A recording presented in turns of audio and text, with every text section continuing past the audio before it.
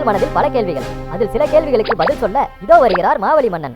மன்னா, நான் கேள்விகளை வைத்துக்கொண்டு நீண்ட நாட்களாக காத்திருக்கிறேன். தங்களை காணவே இல்லையே. அது ஒன்றும் இல்லைப்பா, 500,000 நோட்டை மாற்ற பேங்கில் கியூவில் நின்னேன். மன்னா, மாடுலேஷனை மறந்து விட்டீர்கள் பாருங்கள். நாடு இருக்கும் நிலைமையில் மாடுலேஷனை மறந்து விட்டேன். சரி, கேள்விகளை கேளுங்கள்.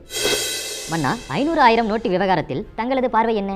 கருப்பு பண ஒழிப்பு என்றால் கணக்கில் காட்டாமல் வரி ஏய்க்கும் குற்றவாளிகள் மீது நடவடிக்கை எடுக்க வேண்டும். இரத்தத்தை வியர்வையாக்கி உழைத்து சம்பாதித்த பணத்தை பத்திரப்படுத்தியிருந்த அப்பாவிகளை நள்ளிரவு நேரத்தில் நடுத்தெருவில் நிறுத்தி தண்டித்திருப்பது நியாயமில்லை. நேர்மையாக வாழும் எளிய மக்களுக்கு தியாகிகள் என்ற பட்டத்தை கொடுத்து வெயிலில் நிறுத்திவிட்டு தனக்கு நிழலாக இருக்கும் பெரும் பணக்காரர்களை காப்பாற்றியிருக்கிறது பாஜக அரசு. இதற்காக அழ வேண்டியவர்கள் பாதிக்கப்பட்ட மக்கள்தான். ஆனால் பிரதமர் மோடியோ நீலிக்கண்ணீர் வடிக்கிறார். தன்னுடைய அறிவிப்பினால் ஏழைகள் நிம்மதியாக தூங்குவதாகவும் கருப்பு பணம் பதுக்கியவர்கள் தான் தூக்கமில்லாமல் அலைகின்றனர் என்றும் பிரதமர் மோடி சொல்லியிருக்கிறாரே, அது சரியா மன்னா? சரியாகத்தான் சொல்கிறார்.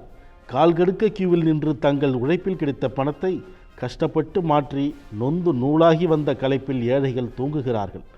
சேர்த்து வைத்திருக்கும் பணத்தை யார் மூலம் எப்படியெல்லாம் மாற்றலாம் என திட்டமிட்டு தீயாக செயல்படுவதால் கருப்பு பணம் வைத்திருக்கும் மோடியின் ஆதரவாளர்கள் உள்ளிட்ட பலரும் தூக்கமில்லாமல் செயலாற்றுகிறார்கள். ஒரே உத்தரவில் ரூபாய் நோட்டுகள் செல்லாது என உத்தரவிட்ட மோடியால் இந்தியா முழுவதும் ஒரே நாளில் மதுவிலக்கை கொண்டு வர முடியாதா?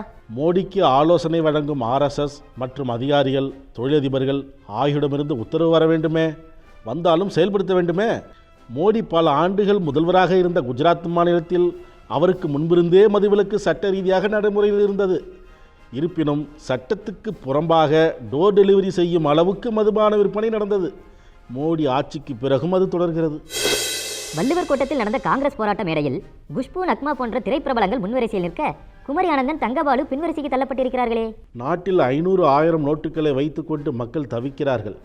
இந்த ரணகலத்திலும் உங்களுக்கு ஒரு குதூகலமா? சொல்கிறேன். சினிமாவில் மார்க்கெட் இழந்தவர்களுக்கு அரசியல் மேடையில் முன்வரிசை கிடைக்கும் அளவுக்கு மார்க்கெட் அமைந்திருக்கிறது.